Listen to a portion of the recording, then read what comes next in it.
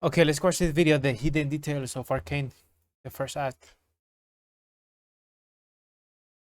And so I've done it. I went through the entirety of Act 1 of Arcane Season 2, and I So tried it to dig out all the begins. Easter eggs and the hidden secrets. Truth be told, I thought this would be like a 40-minute deal. Okay, one and look where second. 1 second. Everything is alright, yep. Perfect. Okay, let's continue. that got me. So, as Almost it's 2 to be hours obvious, video, let's goddamn. start with a warning. This video will contain spoilers for Arcane Season 2. Don't Okay. watch this before watching the show. Here you will see that at the beginning the Easter eggs are kinda slow, but over time, the show really ramps up. The crazy thing is, even now people are still finding more Easter eggs. So, an hour and a half is the best I could do. So without further ado, enjoy me nerding out for an hour and a half. I'll call your doctor later to tell them I fixed your insomnia. In the very first frame of Season 2, we can see Mel's armor flashing gold. This is a direct reference to how the show ended in Season 1. Some people may believe that Mel is using Zonia's Hourglass, which is an item in League that makes you invulnerable. This is simply because that item is also gold. Or the chances are that this flash of gold is referencing being the chosen of the wolf, which is something that was revealed in Mbessa's cinematic, which essentially teases the fact that Mel might have been saved by death itself. Whatever the case is, I am highly expecting this to be revealed in Act 2 or 3, and you'll see a hint towards this in a few moments. Anyway, when Jace wakes up, you can see that he's holding Mel, which explains why Jace survived as well. And you can see that Mel has her eyes closed, as if she was exhausted. So it is possible some kind of magic is at play here. The truth wait. is, it is better to avoid any theory crafting here. I never saw it like that. Okay, interesting.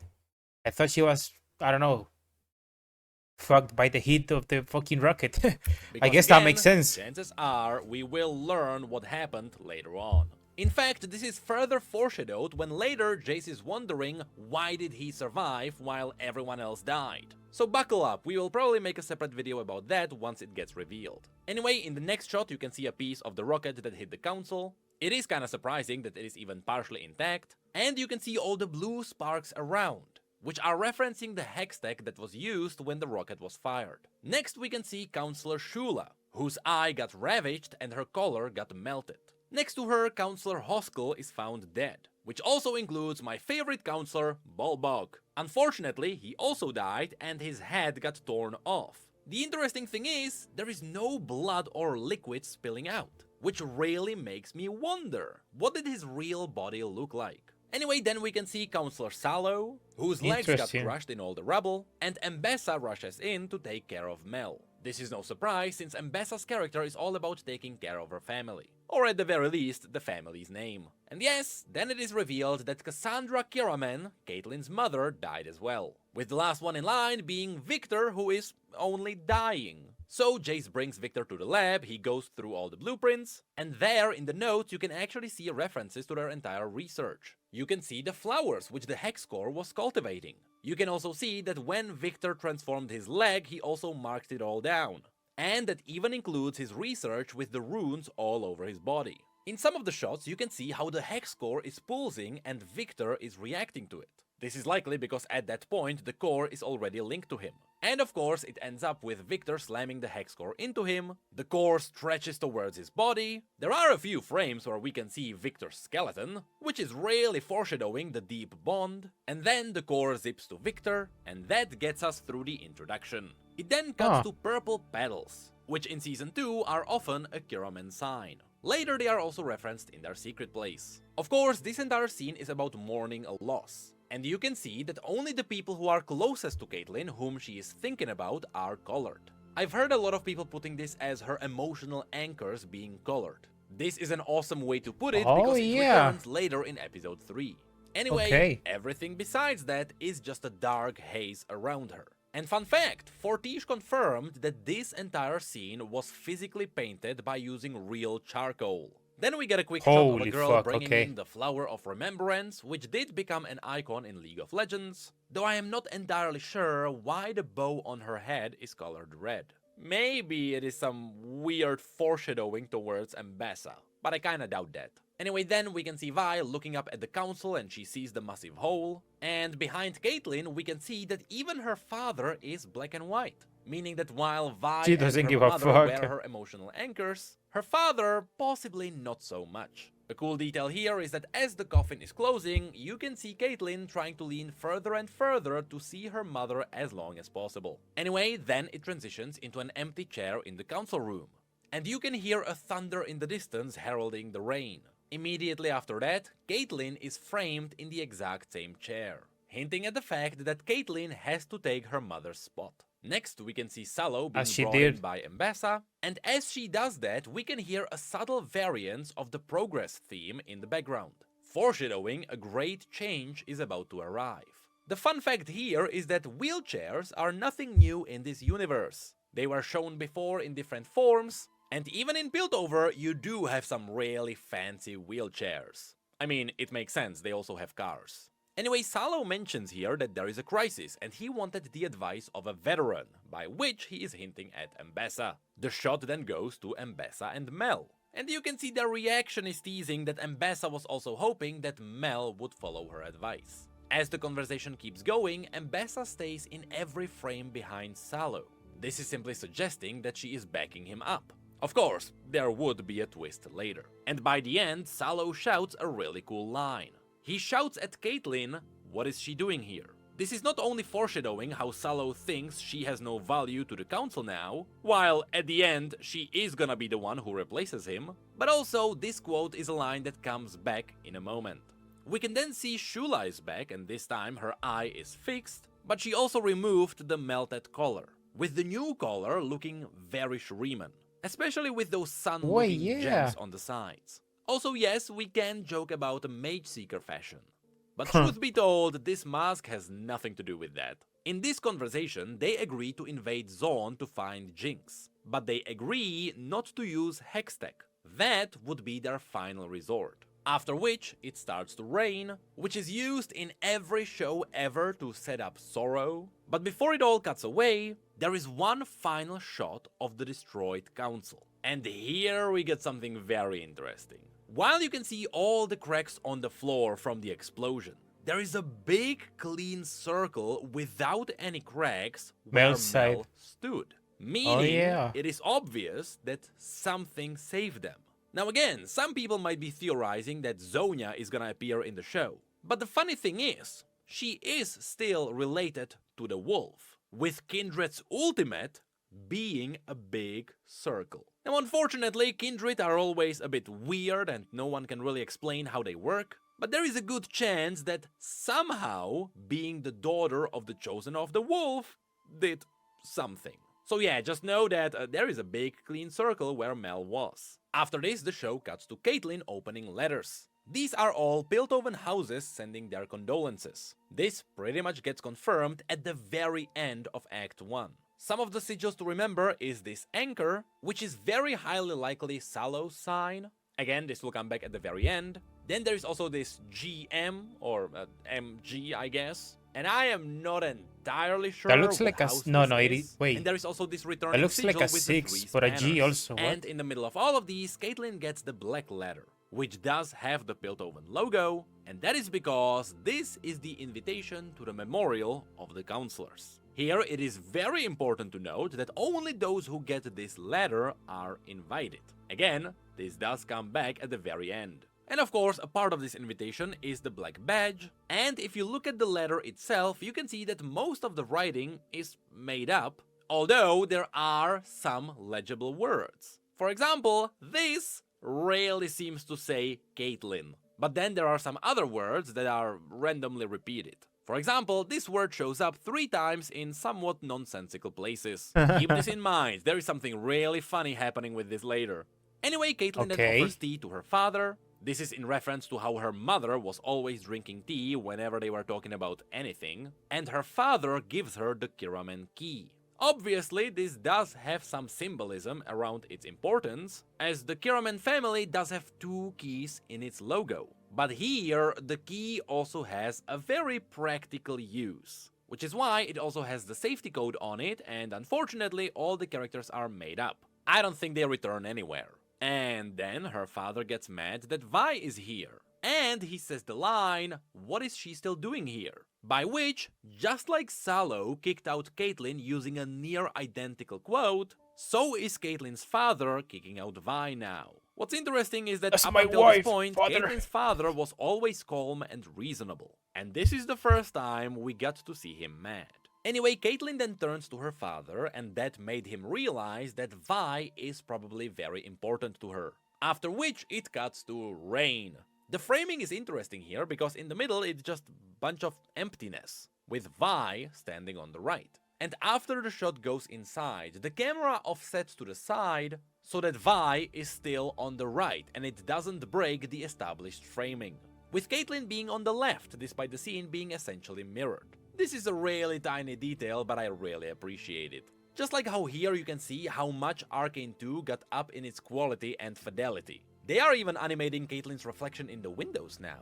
Anyway, in this scene, when Caitlyn hugs Vi, it is interesting to see that Vi is stressed out and confused after she got kicked out, which is also progressively hinting Vi distancing herself from Caitlyn, and you can see that she holds her hands in fists for a while. It really takes a moment before she completes the hug. After which, for the first time in this series, they show their emotions. Caitlyn confirms that she is going after Jinx, Vi wants to help, the two hold their hands for a while, before Caitlyn finally gives Vi the badge. Of course, this one has the iconic Piltover logo on it, and Vi refuses to join the Enforcers, obviously. Caitlyn then says that she thought she was on their side, but she doesn't realize that that is the point. It should also mirror the introduction There of these shouldn't be scenes. any Okay. sides in the first place. Vi then walks out into the rain, which is a parallel to the exact same scene you may remember as Oil and Water. Here we get a shot of the council in the background, with red banners with what seems to be a runestone on it. This could be an ad for a play that is gonna happen in the local opera house, as later you'll see these get changed to Jarvan's banners. Though it is also possible that this is just a decoration of one of the houses. Then we get to Vi just sitting outside, waking up Loris, with a lot of bottles around her, and unfortunately there are no Easter eggs on any of the labels. And yes, unfortunately this also goes for the newspapers, there is nothing here. Though I will say one of the bottles does have a goat on it. I will say it is ridiculous that Faker is now everywhere, and there is one bottle that has a very snaky appearance. In theory, this could be a bottle from the Serpent Isles, but really it can be from anywhere. Then Loris is introduced as pretty much a big doofus. He is a musclehead with a heart of gold, and here Vi drinks from his bottle because he already drank all the rest. After which it all cuts to Victor in stasis, where we can only see his face. This is a really cool reference to the fact that in all the other stories, Victor always wore a mask, with the mask being the one thing that is hiding his humanity. But here, his entire body is gone, and his face is the last remnant of his humanity. Oh yeah, when they Mel changed gets that. close and investigates the stasis, she reaches out with her hand, and you can see the Arcane tries to attach to her. It is also possible that it leashes out against her to get her away, which could be because it seems like this form of Arcane is only attracted to Shimmer. And since Mel was never exposed to Shimmer directly, maybe it is just aggressive against her. Anyway, there is also a hint that it is attracted to metal, you'll see this come back later, and in the background we can also see the blackboard explaining all of the experiments that Jace noted down. Here you can mainly see the hex core being seated in the middle of the body, and on the left you can see the very first version of the hex core drawn with all of its original runes. You may remember this from Season 1, but indeed all of these runes are referencing the runes we have in the game. There is one rune for each of the main paths. Other than that, this entire blackboard is full of nothing, and there is a good reason why. You see, Jace notes that the runes are switching faster than he can keep up with them, which is why there are so many runes which we haven't seen in Arcane before. They are simply shifting all the time, which means it is really hard to find any kind of a reference here. Anyway, then the shot goes to his table. We can see that he has a really fancy bottle for his tea, and we can see that he kept his original cup from the Progress Day. This is also the point when Jace is questioning why he didn't die, again referencing what might be Mel's powers, and as he does so, he is clutching to Victor's cane. Then this device appears behind him, and I am pretty sure this is the shimmer injector that Victor used when he started his transformation. In the next shot we can also see Vi's gauntlet on the table, and we can see that they are painted from Jinx's dinner. That's what happened at the end of episode 9 with the family gathering. We know that Jinx stole Vi's gauntlets. And also, you can see that the gauntlet is missing the middle finger, possibly foreshadowing what happens to Jinx later. Jace then lays his head on Mel, which mimics a scene you might remember from Season 1, where the exact same thing happened. However, here it is used for character progression. When it happened the first time, Mel still saw Jace as an investment. But here, we can finally see that Mel starts to show some emotions. At this point, you may also wonder, are you sure this is referencing the same scene? It doesn't even look close. And yes, I am. Because throughout the entirety of Season 2, you will see a lot of shots directly repeated from Season 1. At the end of this video, we'll have quite a collection. Anyway, then we go to the garden where the Kiramen like to chat and calm down. Here, once again, we can hear the Piltover progress theme in the background, because Caitlyn's character is about to evolve. Here we can see Caitlyn let go of purple petals, which are the same purple petals that were seen during her mother's funeral. Oh yeah, in a way, I remember that. Referencing her trying to let go of her death. But as the petals fall, they turn blank. And this is the point when Caitlyn thinks of Jinx, and she thinks of her as a hunter's prey. Because when Caitlyn takes aim, the shot is a parallel scene to episode 5, when young Caitlyn was training in a shooting competition against Grayson. The cool detail here is that the wind picks up as Caitlyn gets mad. When this happens, the vents open up and the chimes ring. She then says that she keeps thinking of her mother, which is when the scene shows her in the red light, which is a direct reference to how Vi and Jinx also found their parents dead.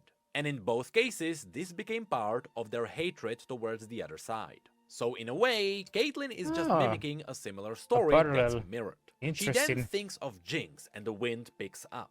But after that, when she thinks of Vi, the wind dies down. Here, the cool thing is that if you look at the windmill, it is shaped a bit like a tornado, which any League of Legends player would tell you it has to be related to Jaina. And given what happens in episode 2 and 3, it probably is. It very well might be. She also mentions to Jace that Vi believes her gauntlets can fix all the problems. But here, Caitlyn still believes Hextech is only good for defense, and it will not save them. Then the shot goes back to drunk Vi. Here she jokes about joining the Peanuts, after which her friend says that he likes peanuts. This could be foreshadowing that Loris was previously a part of the Enforcers, because his clothing does suggest that. But the interesting thing is that in different languages, what they say here is totally different. In English, she likely talks about peanuts because I guess that's an English saying, policemen having peanut brains or something. But for example, in Czech, they are talking about plums, because here we are referencing to the police by their blue uniforms. In German, they are talking about chipmunks for some reason. In Brazil, they are talking about bananas, as in they are stupid. And apparently in Polish, they are talking about joining the Paw Patrol, because in Poland, the police are referred to as dogs. Anyway, as we look around, we can see that there is not much on the bottles. One of the bottles has a lobster on it, another bottle really seems to be some kind of a Shuriman booze, but the rest are generic Piltover designs. Though you will see that there is one that comes back later in an interesting moment. And here, in the background, of course, you can see Jarvan IV on all the banners, which is one of the best misdirections that Arcane ever pulled off. So while this is showing us a Demacian king, the reason why is quite hilarious. Anyway, this is when the Enforcer Maddie gets introduced. Oh hell no! Yes, we can celebrate that this is not Ren, it is not Marcus's daughter. After which we get a lot more bottles on the screen, and since it is my job to talk about all of these, they are mostly just generic Piltover bottles, especially the hexagonal ones. But there is also one with P for Piltover, I guess, with the rest just being Piltover brands. After this, Maddie then mentions that Caitlyn told everyone that if everyone had a heart like Vi, they could take on Noxus itself. Not only are they referencing Noxus as one of the strongest nations on Runeterra, but also this is teasing that Vi might eventually have to turn against Noxus especially if she has to save Caitlyn from it later. But also, this scene is referencing how Vander kept telling Vi that she had a good heart. In this scene, Maddie also That actually confirmed happened, that huh? Vi agreed to join them, which is when everyone starts putting on the Black Memorial badge, because it was time for the memorial to In begin. Act 3, I'm So pretty next, sure. we get a brief shot of the entire city. And we can see the Medarda headquarters already fully built above the city, but unfortunately all the other houses are kinda hidden beneath the clouds. The cool detail here is that this scene is being engulfed by a shadow from the very bottom. Not only is this foreshadowing the battle to come, but also, since this is above the clouds, it could be a shadow from a certain Zeppelin. Anyway, next. Oh wait, everyone is finishes above the that clouds? the what is it called? The where Jinx shoot the missile? I'm pretty sure it is, right? Happened here? It could be a shadow from a certain Like the Zeppelin. hole? Anyway, next, everyone goes to the memorial. However, they have to get checked in at the entrance. And here, for the first time, we get to see our mysterious assassins in the crowd. But also, there are the other members of the important houses of Piltover in the front, which also includes a female version of Balbog. This one gets a full design reveal later. Mel then comes in and we get to see her handwriting, and unfortunately we can't read any of it, with all the other council members also coming into the scene, which also includes LeBlanc's spawn. More on that later. And here we can see that the assassins got the same invitation letter that Caitlyn got. How is that possible? Well, that gets revealed later too. Yeah, but you can see it is identical to the one Caitlyn got, because I recognize those 3 weird words. Which also, funnily enough, means that the word at the top still says Caitlyn. Take that for what you will. Then we get a shot of the assassin's goon dressed as a warden closing the gate. And we get a close-up of the tattoo on the goon. Of course, now we know that this one is related to Ranni, with Ranni being related to mines and shimmer factories. But the tattoo kinda doesn't reflect that, unless it is supposed to be some kind of a mountain. But the hole in the bottom could be the rounded shimmer supply that Vi destroyed in Season 1. Which also confirms that Vi recognized this one because she did see it in the factory. Remember, she was there with Jace. Next, behind Mel, we can see the names of the counselors written on the statues. And interestingly enough, it seems like this awesome statue was made in like 2 days. They had it ready very quickly. But then we get to see the goon walking by Ranni, and he drops off a bag, which does have the chainsaw in it. That is how it got past the security. Also here, we can see feathers very similar to the ones on Ranni's cloak, which is where the assassin is revealed to be Ranni herself.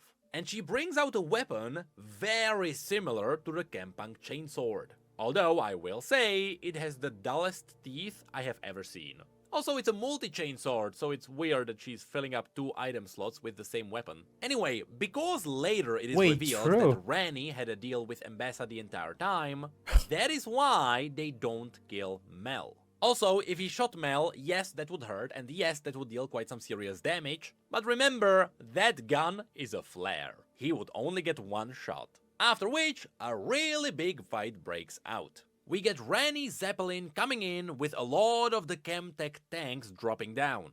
This makes sense because Ranni was— These things remind me of Bioshock, of the Daddies. Is that how it's called? Yeah, the Daddies. The one who owned the shimmer factories. She was manufacturing these. And indeed, Vi fought these in the past. Also, the big guy in the middle, totally not a raid boss for a possible MMO. Now here, during some of the shots, you can actually see Ranni's sigil on the bottom of her neck. This is what the tattoo was based on. And yes, I guess that's a detail, but in every single screenshot of these tanks, they always look goofy. That is just a fact. Anyway, during the fight, Jace got a piece of a guardrail.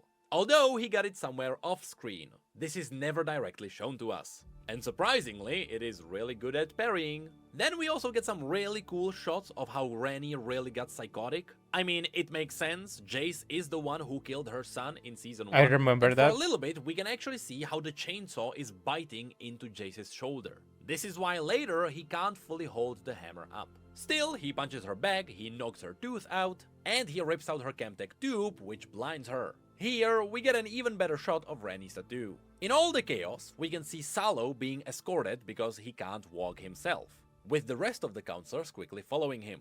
And we get a first shot of Maddie in action, and we learned that she is Fucking using a bitch. smoke grenade. So then everyone jumps into a working car. Yes, remember that Zone and Piltover does have cars. These even appeared in Season 1, but the car gets knocked with all the counselors still inside. We get a bit of a Here's Johnny reference from Ranny, and Jace picks up his Tully's hammer. This is the exact same hammer that is used in his family's logo, and also it is the exact same hammer he used to check the gemstone in Season 1.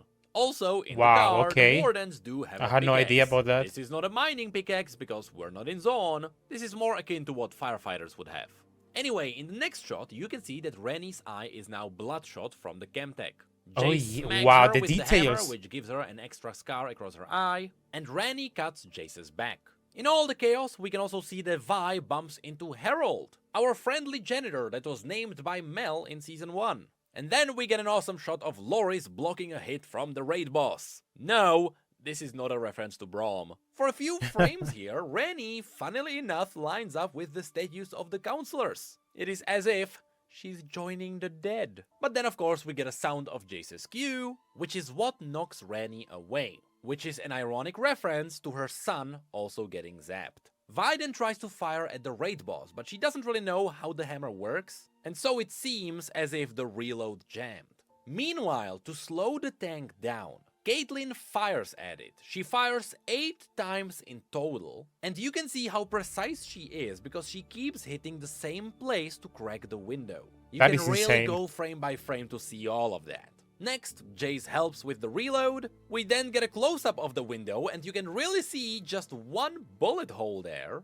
But then of course, a Noxian glaive decapitates him, which makes the shot from the hammer miss. Thankfully, there was no one behind that to die again. Of course, this glaive belongs to Rictus, Ambassa's bodyguard, and you can see it has some weird runes on it that appear later. For now, just know that, yes, this is a reference to the Koenig Rukern. And of course, the Noxians then kill the rest of the tanks to assert dominance. Rictus then stands up after the glorious throw, and Ambassa is there to slit the throat of Ranny. After which, the fight ends. Caitlyn gets a health checkup, and when she talks to Vi, she talks about all the Zonites being animals. The cool thing here is that she actually shows her teeth like a dog, which is ironic, but also this might be a reference to Echo talking to Caitlyn in Season 1 and saying how Piltovans hunt them like animals. Anyway, here, she calms down after she gets touched by Vi, bringing back the theme of Vi being her mental anchor, after which the shot gets us to the Kiramen library.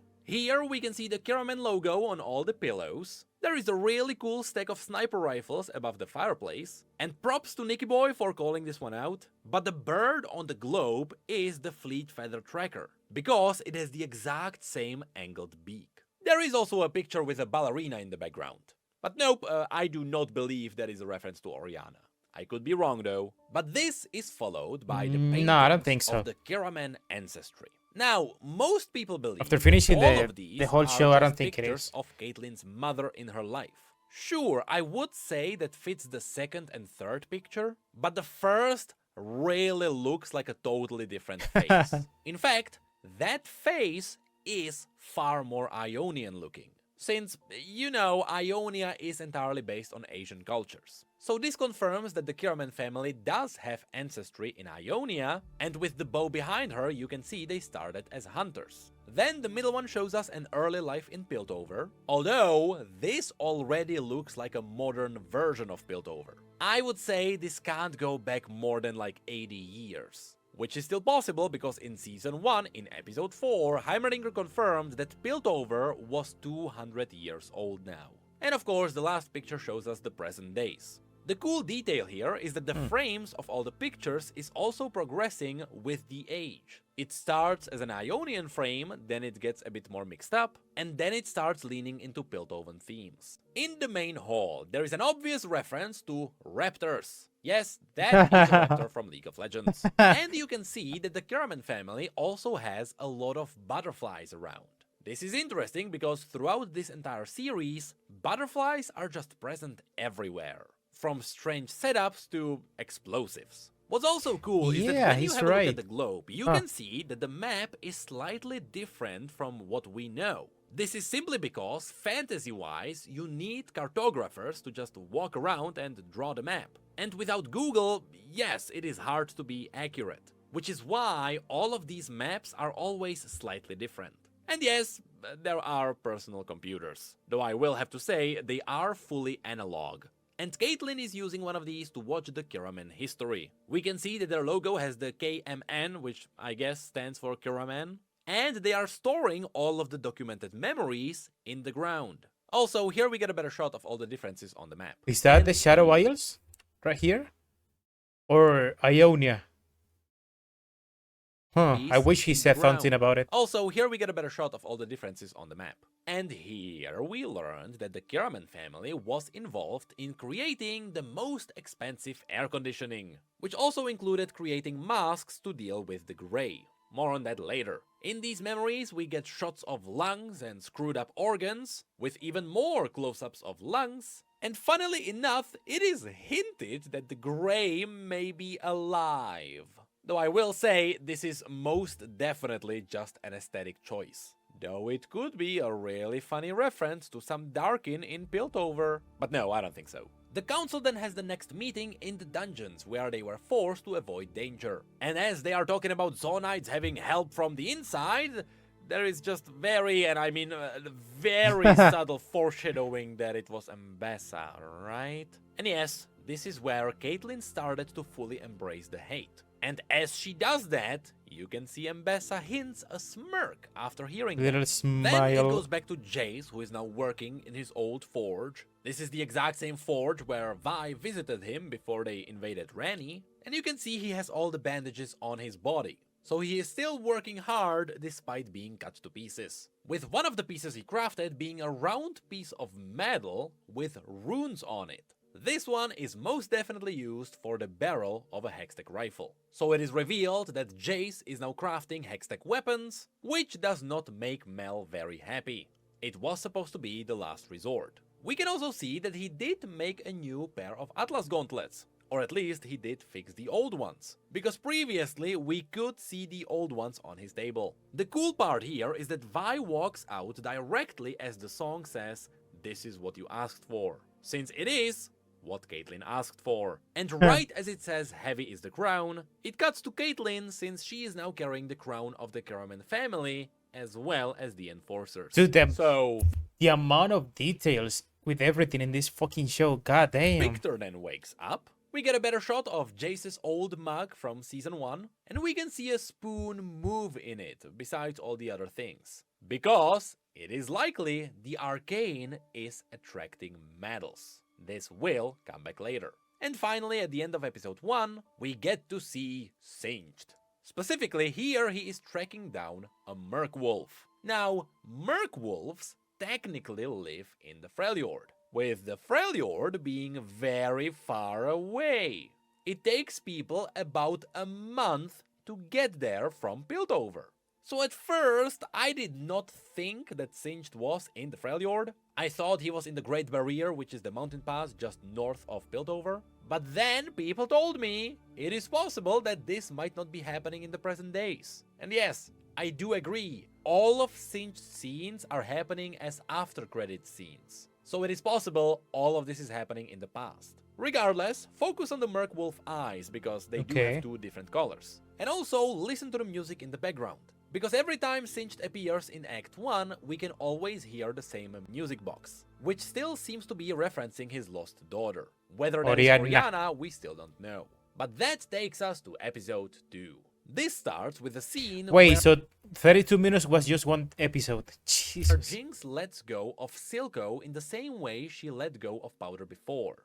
Essentially, this is Silco's burial. Also, it is a parallel to Season 1, where during Silco's flashback he was willing to drown, but his head told him to fight. Well, now the exact same scene is playing, except the fight is over. When Jinx hugs Silco, there is the subtle detail where her hair also circles around him for a hug. And the interesting thing is, when she finally lets go, Silco goes into the waters. And from Silco we've learned that is where some interesting monsters are. In a way, Silco is joining them. That is just a detail, I'm not saying that Silco is a monster. Anyway, then we get a music video where all the barons are fighting for dominance. And slowly, those who died are removed. Of course, Finn died in Season 1, Silco followed at the end, and Rani died in the last episode, leaving us with Sevika as a Silco loyalist, but also Margit, Smeech, and Crows. The interesting thing is that all of these barons have their own specialties, and they stand out in very unique ways. Also, notice how when Finn dies, nobody cares, but when Silco dies, everyone freaks out. And when Rani dies, they realize that someone has to take Silco's spot, and so they all fight. Here, Baron Crows is teased as a businessman, but in reality, it seems he made a fortune dealing with information.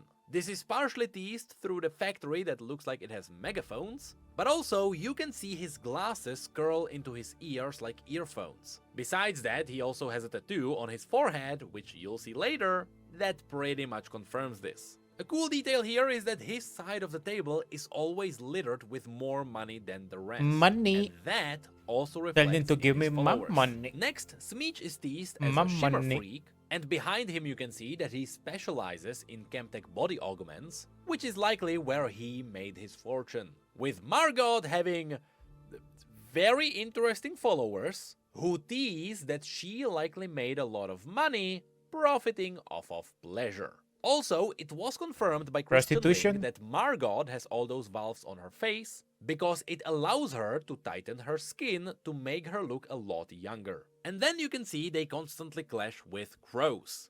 And in fact, the three are fighting over the main seat, which you can see stands on a pile of gold bars and shimmer. What's interesting here is that this introduction essentially teased that every baron had a specialty to make money. We know that Rani dealt with shimmer factories and mines, since her own son was working in one, so Finn, who was constantly referencing hyenas, was likely their debt collector. So it's possible he likely didn't do much on his own, hence why the hyenas. Anyway, then we can also see all the followers fighting for dominance. We can see that Smeech has the least impressive goons with body augments, Margot has a bunch of people in latex suits, and Crows, being all about accounting and calculations, actually assigned numbers to all of his followers. And now, everyone in Crows' squad has a number on their forehead. In the next shot, we can see that the barons are just attacking one another to assert dominance, but they also attack all the kids on the streets, which transitions into Isha, a Zonite kid who just dealt with the Crows goons. Here, we have to start with one thing,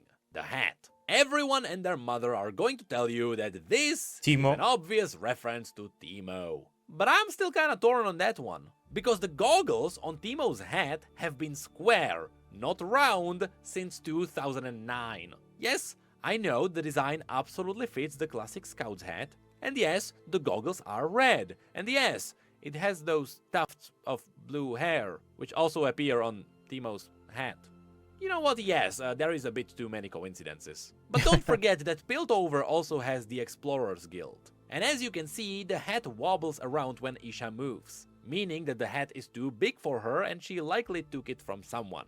And as of right now, it is possible she took it from one of those adventuring guilds. Anyway, you can see how feral Isha is because she's not afraid to bite and claw to fight for her life. Then we get a close-up of the Latex squad. You can see they all have an M on them, referencing Margot, and we also get a closer look at Crows' followers with all the numbers. And in the middle of all of them, Jinx just walks past all the chaos. But then of course she bumps into Isha, who is running for her life, so Jinx takes down all the goons. The cool detail here is that the streets have been entirely tagged by the firelights. You can see Echo's hourglass higher up on the walls. When she shoots them down, you can see it behind them too, which also includes tags on the tubes. And yes, when she talks to Isha, when she mentions Pow, at the same point the smoke comes out. But there are also more of Echo's marks behind her there too. Isha then looks at the posters. First of all, yes, another firelight stack is behind those. There is also an older poster with a tube, which might be referencing the old performance we saw in Season 1.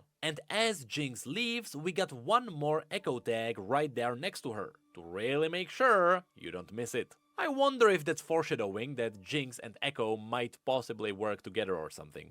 And yes, that is These motherfuckers don't miss, huh? These fuckers don't fucking. They don't miss with this shit. Wow. Like, the only reason I decided to watch these videos after finishing the show is because I knew I would enjoy it even more. Because after finishing episode 7, episode 8, and episode 9, mostly episode 7, and the piece of the beginning of episode 9 with Echo and Jinx, and episode 7 with Echo and Powder. Yeah, this is cooler now that I know that I have a little bit more understanding of what will happen in the future. So yeah, this is insane. when Isha became a Jinx follower. Meanwhile, Smeech is taking a ride in his car, as his followers are testing out their augmented arms. Really, this one is just showing us Smeech's theme with all the body augments. Also, he is snorting shimmer. And so, Smeech walks into Margot's hideout, and they notice the grey is leaking out. So, let's talk about the grey. Of course, originally, the grey was a toxic layer of smoke that was separating Zaun from Piltover. Before Arcane came out, it was simply the fumes that came out from all the factories that were working on Chemtech. But now, not only did Arcane finally mention it too, but as we learned in Season 2, Arcane gave it a lot more depth. Now we know that it still came from Zaun, it still destroys your lungs and all of your organs. Also, Smeech mentions it is just factory smog trapped underground. So it all checks out, but you'll see the Kiraman lore suggests there is a lot more behind it. As to why it is here in Margot's hideout, simply said, Caitlyn was here. Besides that, since Margot is the one with the latex army, it makes sense that her streets have all of those signs and hearts. She did make her money through pleasure. Anyway, Smeech sends his accountant inside, where the Grey attacks him. And this part is still unclear. As far as we know, the Grey is not a living being, so it is just smog. The living elements are really just Arcane's artistic take on it, but also it might be what's inside someone's head when they are choked out. In fact, this is referenced later. Also, since the Grey was finally acknowledged in Arcane, now there is a good chance that is what Silco used to gas out all the Barons in Season 1. After that, we go back to the Baron meeting. There we finally got a better look at Kroos, who, instead of a number, has an old telephone on his head, further referencing him dealing with information. After that, we get a close-up on Margot, and we can see that she has two separate M's depicted on her dress. Then it zooms in on Smeech, who almost looks like he's having a stroke, but then he comes out with the idea of giving Piltover Jinx. That's the only thing they care about after all. But of course, Savika refuses. Even if she hates her, she still honors Silco's ideology and loyalty to her own people. What's cool is that in this scene, Smeech walks up to her, but he doesn't extend his legs, so he's just really short. After that, he offers Savika a new arm in exchange for Jinx, isn't he... and when he does that, he lines up his arm with Savika's like Heimerdinger, one of the little ones. Would be like for her, which is followed by Savika going into Silco's office. Here, I forgot how they're called. The Zonite booze is actually different from what Vi has in Piltover. Also, there is a smoking pipe. On the table, we can see the map of Piltover, which Jinx drew on before she set up the family dinner. That would be sometime after she tied Savika up. And Savika starts repairing her those are some big ass That would be sometime after boots. God damn. She tied Savika up. And Savika starts repairing her augmented arm, which was ripped off during her battle with Vi in Season 1. Of course, Savika can't do it, and so Jinx reveals herself. First of all, up there, she is sitting in the exact same spot she was when Silco had his meetings below. For example, that's when she was when Silco told her to finish the weapon in Season 1. But also, after Jinx drops down, she sits in the exact same position she sat when she was talking to Silco. But after that, Savika picks up a bottle. And that happens to be the same bottle that Vi drank from. See, they do have something in common after all. That is, besides just fighting each other. Anyway, then Jinx references how she was helping Silco with his eye injector, and the scene is framed as two allies facing their backs towards each other. Savika then flips out, and Jinx realizes her dedication to Silco. Jinx then picks up Savika's arm and starts flailing it from the perspective of Silco bossing people around. Also, this is likely where she got the idea to make her a new arm. And also, Jinx suggests that they should just watch it all burn. Not only is this the name of this episode, I also wonder if this is suggesting the flamethrower. Anyway, Jinx walks out and she is followed by Smeech. Isha then pokes her head out of a pipe. And the funny thing is, that is the exact same pipe where Jinx found her very first chomper in the first episode. After which we get the scene where Victor wakes up. Everything At first, has a we can meaning in hear this whisper of freaking people show, huh? saying his name, God but damn. then we also get the scream of Sky before she died. So he gets out of his stasis, he immediately picks up his cane and walks to Jace. Somehow, Jace isn't even freaked out by the fact that Victor's body is just alien magic. He is so glad he is alive that he doesn't even hesitate to hug him. Not very scientific, is it? Jace then told him that the Hex Core adapted to Victor's injuries to save him.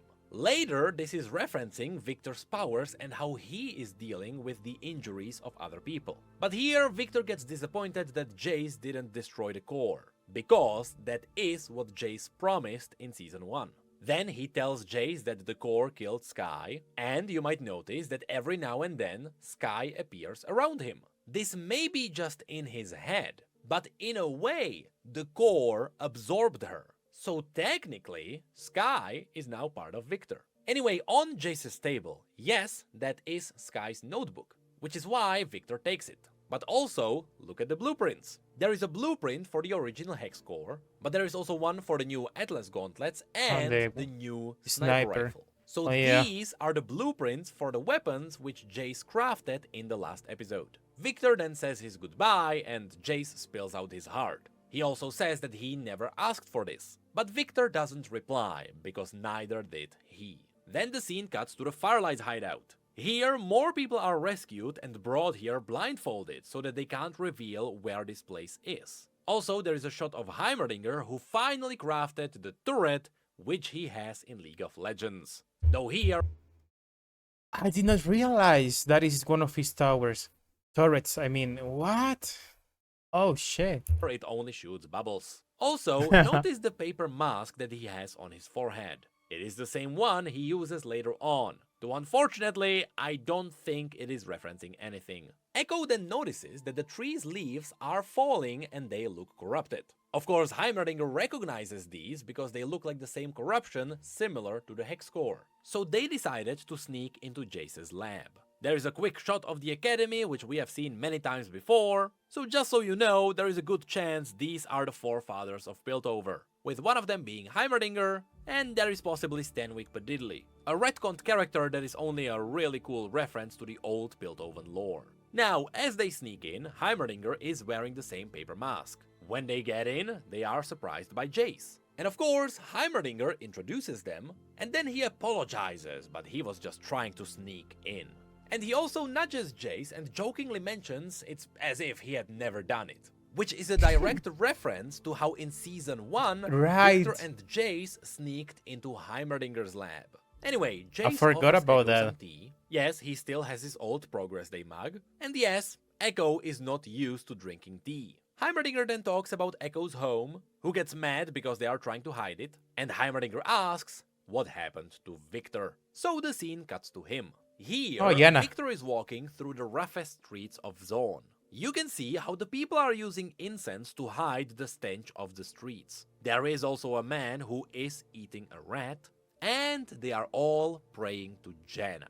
This is an acknowledgement of quite some deep lore in League of Legends. So, super TLDR of the story. Many years ago, when Zone was a Shuriman city known as Oshrava Zone, the local people worshipped Janna, the spirit of wind, who gave them favorable weather whenever people were sailing somewhere.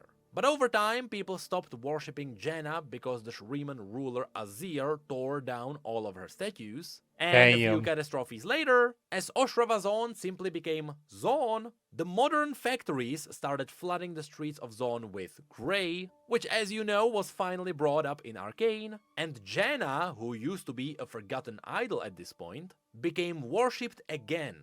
But this time not because she could give sailors favorable wind, but because she could bring fresh air to Zaun.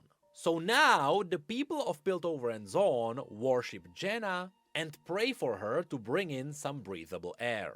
You can also see this referenced in-game, because Jenna's passive icon are the boots of the Enforcers. Anyway, as Victor keeps going down the Oh, street, okay. you can see the horrible conditions of the families. We also get the occasional family picture, and of course, then the old friend appears. Huck, who was a friendly merchant in Season 1, and who became a shimmer addict because of Silco. Here, Victor notices that his body started reacting.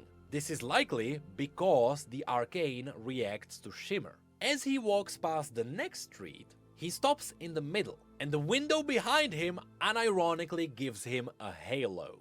Yes, in many ways, Victor kinda is a magical Jesus. But of course, the local addicts notice that Victor's body is covered in gold, and they think it is augments, and augments can be sold for money. The scene then goes into the arcade, where Vi practiced boxing when they were kids. And Jinx returned here when she had a bit of a mental breakdown when they grew up. In fact, not much She's has there. changed here. And so here we have the exact same Teemo arcade game which Powder played in Act 1. And the cool thing is, Jinx is here because she is crafting Savika's new arm. And she is using all the items here to make a masterpiece. For example, here you can see her taking the boxing arm from the machine. She threw in a chomper. She disregarded any usable blueprints. She brought in her old box with explosives. I am pretty sure this is the same one she had under her bed in Act 1. She puts on Clagger's goggles, though now they seem to be repaired, and she works on it. In fact, here is an even closer shot, which scarily mimics one of the Clagger mannequins that Jinx made for her hideout. And when she's done with the arm, she wraps it like a gift. Also, notice she left the goggles on the side here. But then the arcade gets flooded in grey. Again, the grey kinda feels alive, although it is likely just a hallucination. And once again we get these eyes inside it. But here it turns out to be just the eyes of the wardens. Which also pretty much revealed that it was Caitlyn's squad who previously invaded Margot's hideout. In this scene, Jinx finally sees Vi again. But this is the first time she can see her as part of the Enforcers. Also, this is where Caitlyn is slowly losing her cool. After which, Vi notices the goggles and she realizes that Jinx is close. The important thing to notice is that Vi also takes these goggles. Jinx then gets a chance to shoot her, but she decides not to. She then tries to sneak out and goes for another callback to Act 1.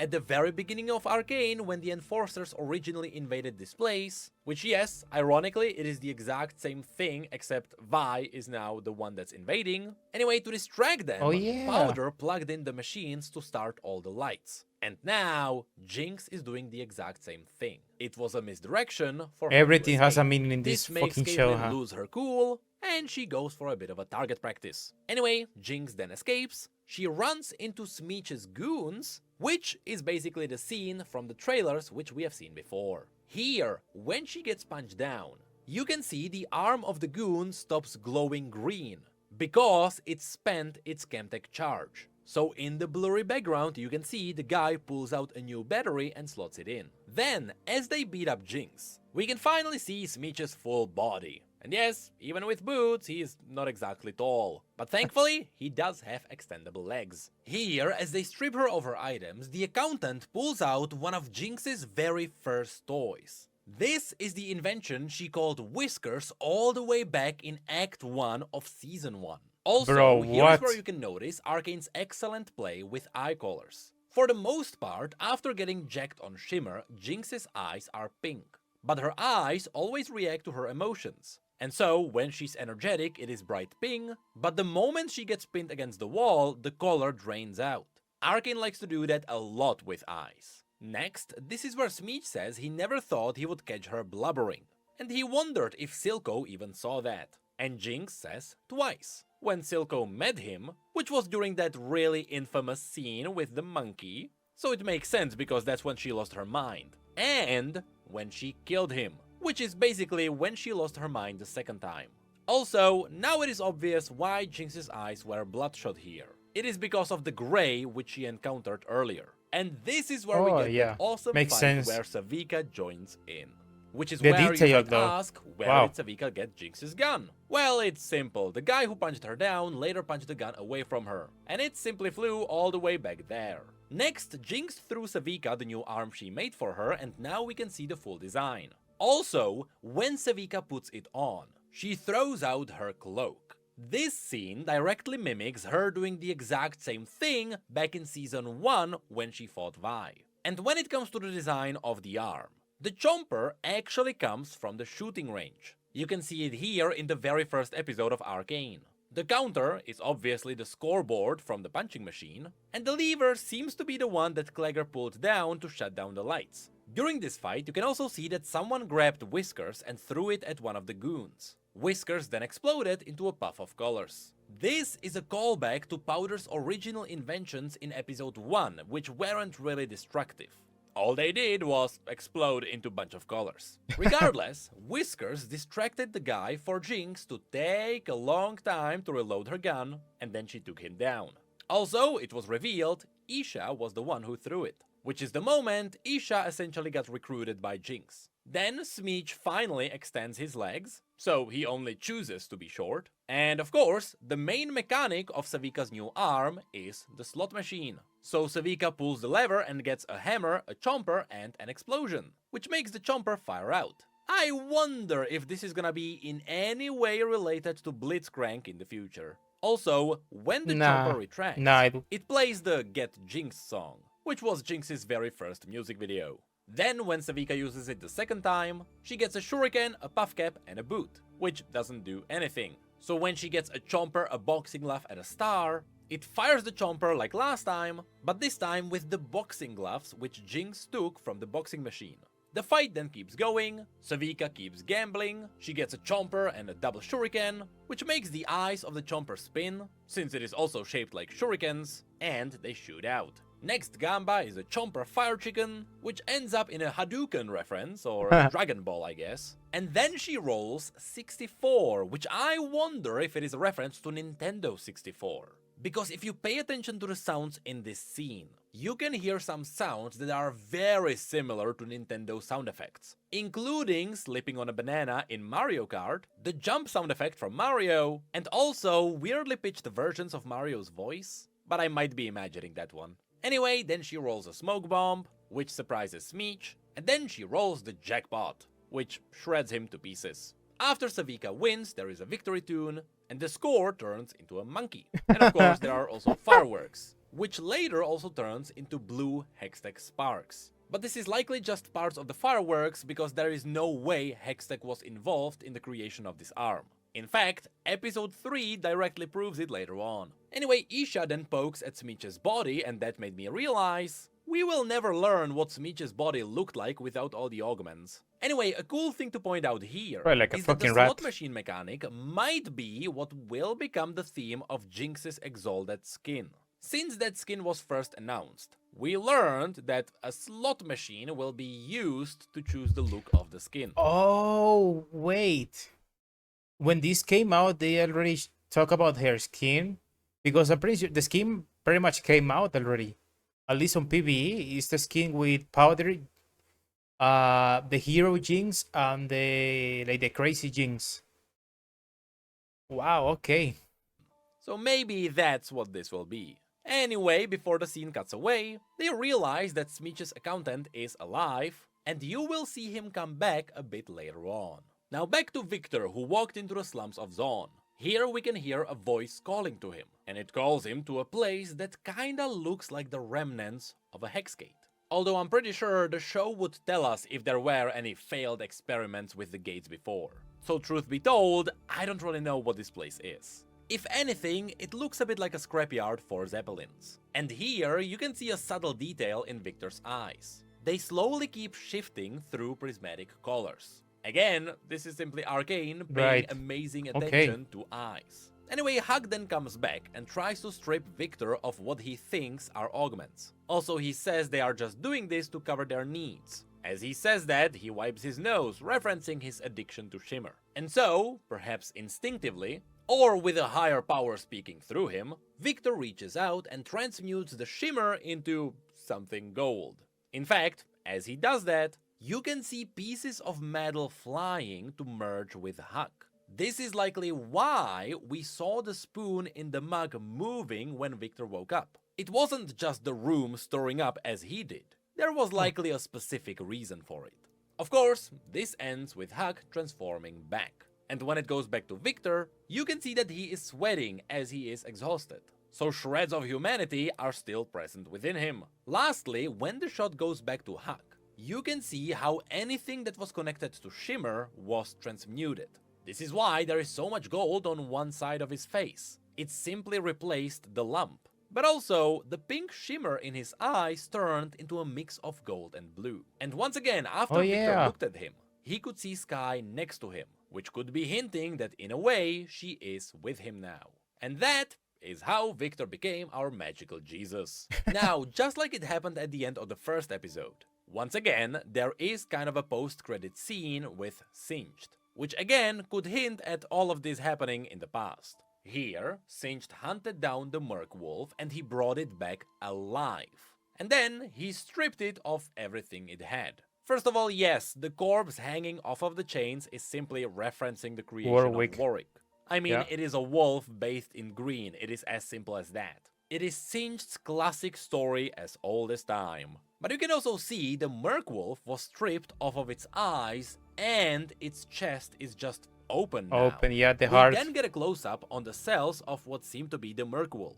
Singed injects it with something green, kinda foreshadowing Chemtech, which destroys the core of the original cell, turns it black, and then the cell multiplies exponentially, until it turns the original color. So in other words, Singed successfully multiplied cells. This is likely because a Merc Wolf has everything twice. Also, in the old stories, this kind of technique was used to give his subjects regenerative powers. As in, he could cut off Warwick's limb and it would grow back. Maybe that is what this is referencing. But then the shot goes across the table. We can see the first blueprint of what seems to be the Chemtech injector, which is what eventually becomes the thing on Warwick's back. You can see there is even a hint that the invention will need the spike. In-game, that's what it has. Then you can see that Singed also took its eyes. And the cool thing is, just like before we saw the Merc Wolf with blue and green eyes, here we have a pair of blue and green eyes. But of course, lastly, we get the still beating heart of the Merc Wolf.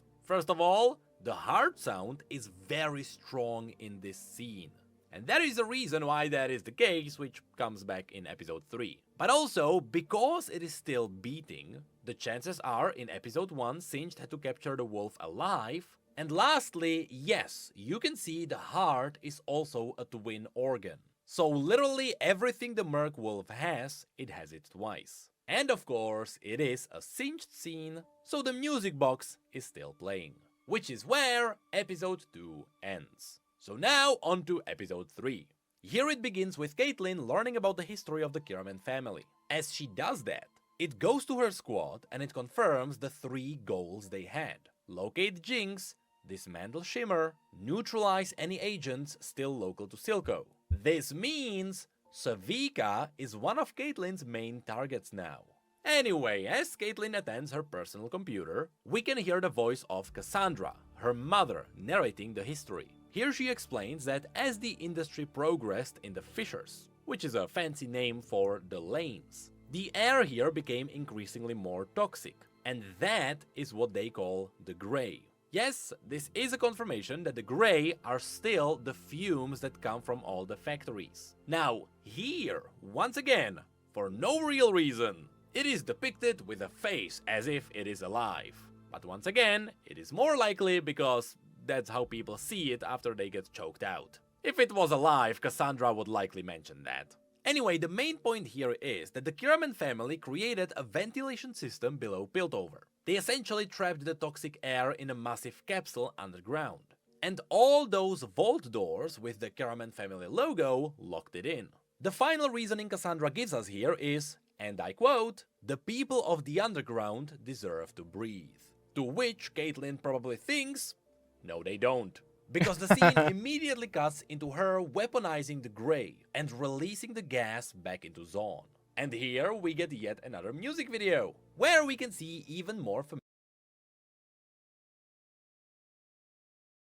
familiar faces. For example, some of these are former Silco loyalists. You may remember her from Season 1. As this scene rolls out, we get a parallel shot from the past, where the Grey spreads across the city. But now, Caitlyn is the one releasing it. Also, yeah, why not make it look alive again, just to confuse people? Also, even back then, the goat race that is present all across Piltover was already present. Then we get a quick montage of what the Grey does to people. Oh my god, look at It quickly that. destroys your nose, it makes Your your cells. eyes bloodshot, just like it was shown before. You also With cry Jinx. blood, and blood starts dripping down your nose, and then your lungs burn and they turn into a mush. After which we get a montage Jesus. of Caitlyn opening all kinds of ventilation shafts. Although, she needs the Kiraman key to do that. There is also a shot teasing that they are chasing Jinx. You can see her as a part in the wall on the right, Yep. and then she is swept by the turbine. Then it is revealed that it was the Wardens who gassed Margot's hideout. We get a few shots of the squad fighting her latex people, with some of these screenshots knowing exactly what they were doing here. But then it is also shown that they invaded and interrogated Croesus Man, and they asked about Jinx, and while nobody knew exactly where she was, they knew her estimated whereabouts, which is how the squad was able to keep chasing her. For example, this is how they found her in the arcade. Regardless, you can see they blasted into Croesus' hideout, and we know it is his place because it is the same place that appeared in episode 2. Caitlyn then finally shoots from the look at bottom that. barrel of her gun, which is the first time she ever used the net launcher in this show. That's right, this is technically Caitlyn's E in the game. And this net then transitions into the webbed images of Crows and Margot. We can then see the map of I'm gonna be completely honest. I did not pay attention to the E when this scene happened. I'm probably gonna rewatch the whole show one of these days. Honestly, there is a lot of details that I'm missing. Piltover covered in shimmer. Of course, that is why I'm watching the video, but still, And Caitlyn there is too setting many. it on fire, fulfilling one of Caitlyn's main goals here, to dismantle Shimmer. Then, following the chase of Jinx, the map teases how Jinx set up chompers as traps behind her as she fled, and in fact, the map transitions into the squad triggering one of these, which only Oh, I like further that fuels animation. Caitlyn's hatred. This scene also showed us Jinx in the pose she held in episode 9, which was the point Caitlyn had a chance to kill her, but she didn't take it. And eventually this sequence ends with the squad standing at the bottom of the ventilation shafts. And a cool thing to point out here is that Vi is now wearing the goggles she found before Jinx escaped. And this is where they found Jinx's latest victim. Who isn't really a victim, Jinx just needed someone for a trap. And who is that? Well, that is Smeech's accountant who survived at the end of the battle with Savika. I told you he would come back. And for a bit of a scare, Jinx dropped down some of her toys that look like the squad, with all of them being cut to pieces. In case you are wondering, that is Caitlyn, the Fishy Boy, Vi, Maddie, and Loris. So next, they interrogate the accountant, who confirmed that he is not with Smeech anymore, and that his name is He-Not. At this point, Caitlyn's hatred towards Zaun is going through the roof. So she immediately grabs the gun during the interrogation, and Vi is the one who has to be her anchor again. He-Not then also confirms that Jinx was planning something big down there. Spoiler alert, it has to do with all the colorful explosions. That happened in After this, episode without 3? hesitation, Yeah. Caitlyn cuffed him and sent him to prison. This is a really big deal, because back in season 1, Vi was mad at Jace for sending people to the Stillwater Hold without knowing what people endured there. And now, Caitlyn Is the one doing the that. exact same thing. And so, Vi calls her to the side so they can chat for a bit. Which is where the scene cuts to Ambassador's Noxus. Noxian ship, which is an amazing reference to the Noxian vessel from Legends of Runeterra. The shot then goes inside Ambassador's cabin, where we can see a teapot pouring some tea. Both the cup and the teapot have Noxian carvings on them. Next we can see Ambassador's bodyguard, who is holding the same javelin he used to kill the big Hulk in episode 1. However, here you can clearly see the small stones with the runes wrapped around its handle. Even though they look gold now, in a moment it will become obvious just what this is. In this scene, Oh, Ambessa this is the Black reveals Rose that the head scene, of I the remember. Merchant Guild tried to get in touch with her 3 times, foreshadowing what is about to happen next. Also, we can see this, a massive collection of all kinds of weapons. I'll be honest, I spent a lot of time trying to figure this one out, and to me it really seems like a trophy collection, since some of these weapons are cracked and broken, and they also seem to be from all across Runeterra. It really seems like Ambessa took a trophy from every battle she won. There is an Ionian saber on top, there seem to be some Freljordian axes and barbarian hammers, with a lot of curved and golden blades that remind me of Shurima. At the same time, collecting blades is referencing Ambessa's story, where she was tasked by her grandfather to collect the blades on the battlefield, so that she would get familiar with death. But then the shot goes to Amara. Interesting, because she's the wolf, and she's related with death. Huh. Says that she is not here because of the guild, but rather, she was here to settle a debt. After which, she says that she had stolen something that was more precious than gold. Her pupils then shrink, which is when dark hands come up and pin Ambessa down together with her bodyguard. And that's when it is revealed that Wait, be right back. 1 second. Okay, let's continue with the video. Amara is part of the Black Rose. So, let's break this down piece by piece. First of all, many of you may not know who the Black Rose are. I kinda wanna make a separate video about this because their lore is awesome, and their appearance in Arcane makes me so happy. So, just a super TLDR version of the story is: the Black Rose is a shadowy organization within Noxus that is doing some really bad things, such as turning children into living weapons, starting cataclysmic invasions, and brainwashing leaders of entire nations because they want to gain as much power as possible to stop Mordekaiser, a brutal warlord who once upon a time conquered the entire continent, who died and was so angry he just became the god of death, and who is also currently banished underneath Noxus by none other than LeBlanc. So people may think that LeBlanc is a villain, but she is doing terrible things that are necessary to prevent the return of Mordekaiser. So if you apply this story Unnecessary context to this evil. scene, it means that the Black Rose is after Ambessa because she stole something, possibly a weapon, which the Black Rose wants back, so they can fight Mordekaiser with it. What's amazing is that none of this is mentioned in Arcane yet. So I wonder if this gets revealed in Act 2 or 3. Anyway, then Amara reveals her... Oh, what the hell, my microphone. After checking, what is it? After watching the 3 acts, I don't think they confirm a weapon.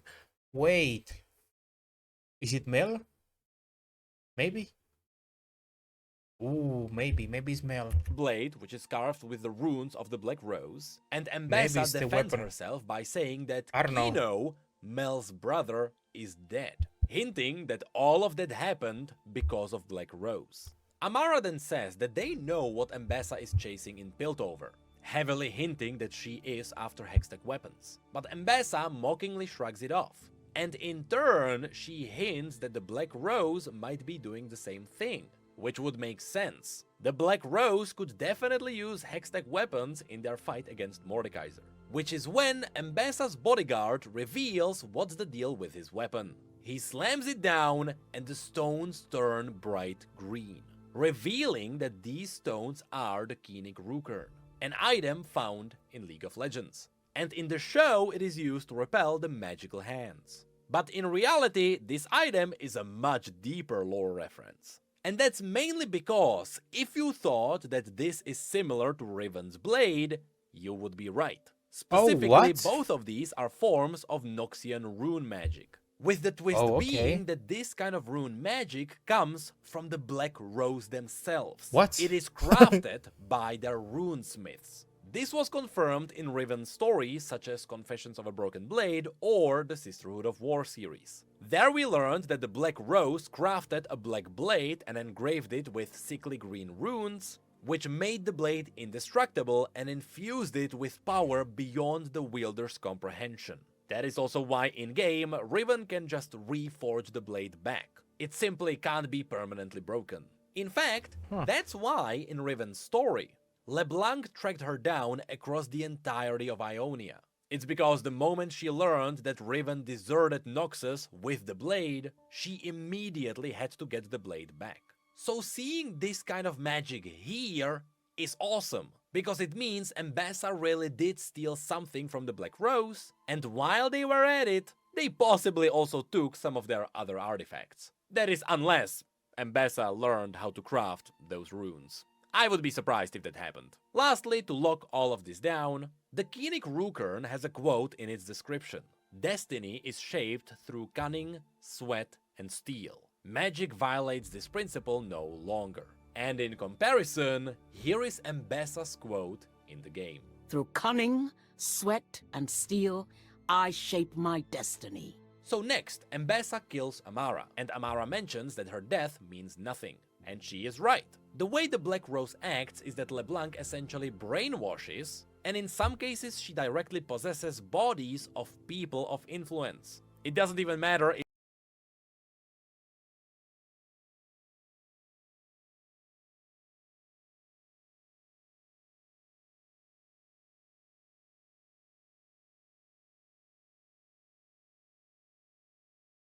if they are alive, and she is using them as puppets to do tasks for her. So in this case, puppets. depending on when LeBlanc took over Amara, the chances are at this point Amara was essentially dead already.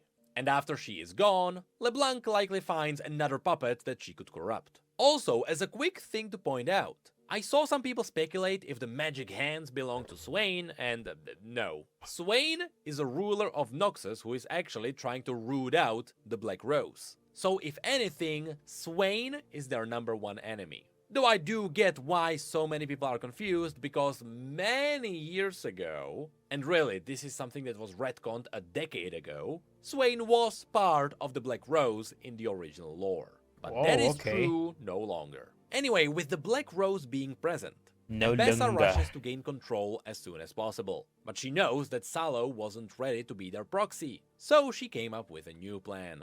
And then the scene cuts to Vi and Caitlyn having their talk. This scene is fairly straightforward. Vi knows that Jinx would mentally break the others, so she suggests that they go in alone. Caitlyn questions if she is ready to face her own sister, and Vi says that she is gone, there is only Jinx now, referencing the exact same quote that Caitlyn told her before. Vi then begs Caitlyn to not change because everyone else around her did. This is not only talking about Powder changing into Jinx, but it may be also foreshadowing someone else changing into Warwick. And then they kiss and the Kate Vi fandom implodes. So, in the next scene, we can see the rest of the squad escorting the accountant back, meaning that, being her emotional anchor, Caitlyn listened to Vi and they went in alone. To really show us that the squad is going back, the show even gave us a few not so subtle arrows pointing in the other direction. Of course, that's just Jinx luring them in. In the next scene, we get Salo, who is getting a shimmer-infused tattoo on his legs. The tattoo? Given what Victor can do to people infused with shimmer, to me, this feels like extremely strong foreshadowing that Victor might fix Salo's legs. In fact, this guy was Salo's already eyes predicting turned this, pink huh? from all the shimmer for a second. And that is where our new spy is introduced. Avastaya, whose hearing is so good, their ear twitches before Ambassa marches into the room. And before that happens, they quickly hide all of their equipment. Meaning that when Ambassa arrives, it possibly looks like, well, they are in a pleasure house, so Ambassa kicks them out. Also, this house is owned by Salo. Anyway, during this scene, we can see Ambassa inspecting Salo's room, and here she finds all the remnants of shimmer, which really suggests that Salo is just living the high life, not really ready to be a leader. He also insults Mel, so Ambassa throws him down. After sombering him up, Ambassa orders Salo to gather all the Piltover houses for a meeting. And then the shot goes to the Medarda Opera House, where we get the best payoff for all the Jarvan banners. Simply put, it was an ad for a Demacian play. Here you can see the set references the Demacian throne room. And they even have a replica of the Light Shield crown. This is part of the legendary dragon slaying armor, and it is supposed to be worn in combat. When simply talking to people, the Demacian kings have a slightly different crown. Regardless, this can be a play on the coronation of anyone besides Jarvan IV. I am pretty sure he didn't get his coronation yet, and technically, because of that, I think he is still the prince. Anyway, this is when Mel meets with Lest, the Vastayan spy who is now smoking a shimmer pipe. Now, when I look at this design, I have to say, it does look very much like an Icathian attire. It even has something similar to Hourglass on the forehead, which might be possibly referencing Zillion, so I wonder if there are any links. So next, Mel learns that Ambessa wants to put Salo into the leadership, while she still pulls all the strings. So Mel then gets the shimmer cocktail that was used to tattoo Salo, and she is told that it leaves a trace that can be tracked down.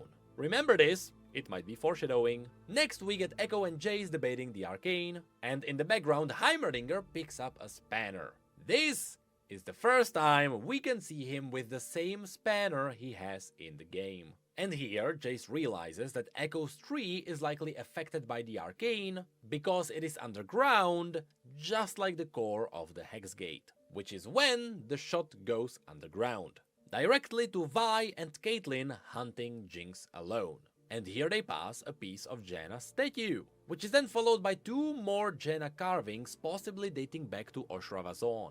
And that is where we then get to Mel's office, where she gathered all the items related to Salo, and she is figuring out how to shut him down. We can also see that Salo's sigil is an S with an anchor, so now I wonder if it is the same anchor that appeared in Caitlyn's condolences. And interestingly enough, Elora then hands Mel a paper with all the houses Salo met with, where all the sigils match the condolences too. You even have the 3 spanners here. So these really are the sigils of the different Piltover houses. Of course, Mel realizes that meeting with the houses now is foolish, and she suspects that putting Salo up isn't Ambessa's plan.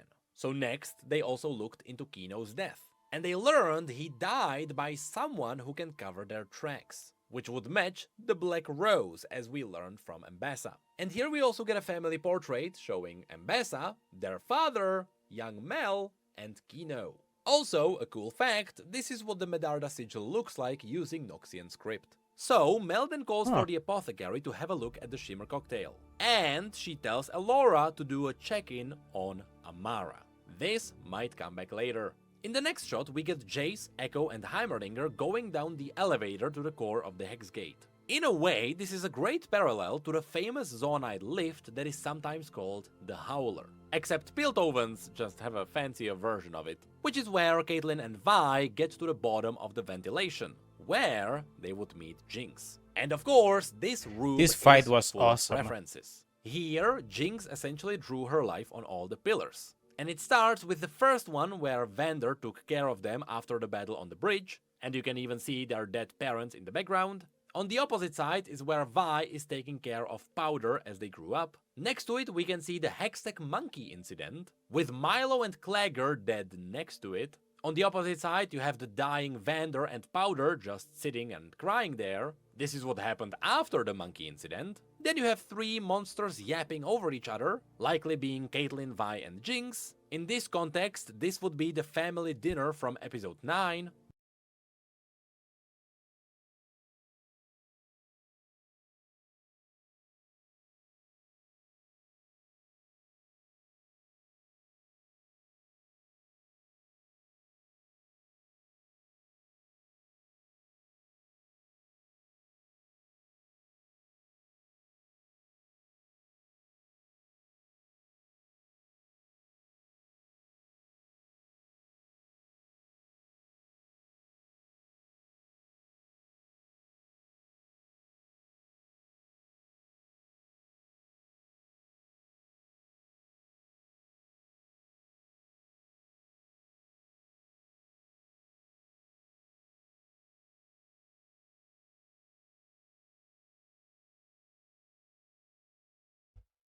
Because underneath them, you also have Silco being shot, which is what Jinx did there. And on the opposite side, you have Vi turning into an enemy, and a gas monster coming out from the blue torch she lit up, leading up to the present day.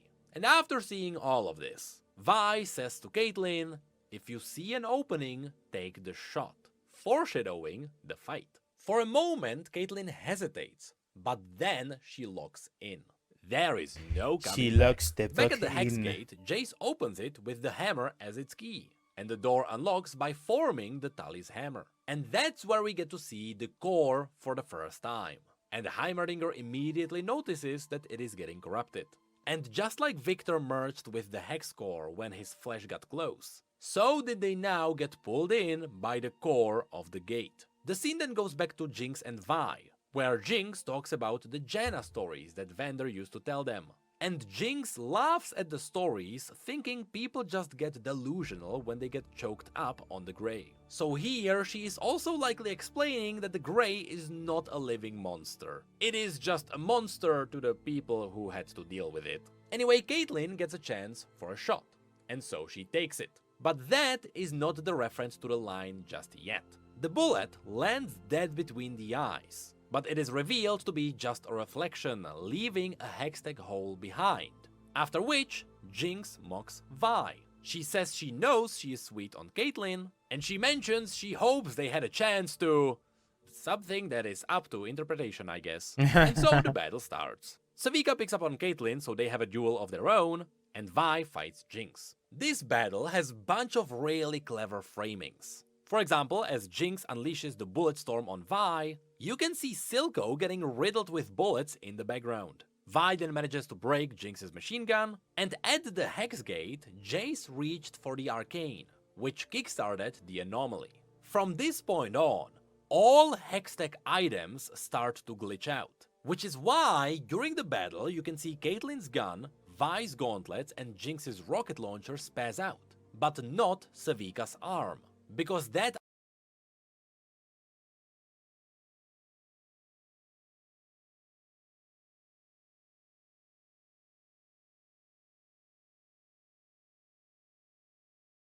arm is not based on Hextech. Next,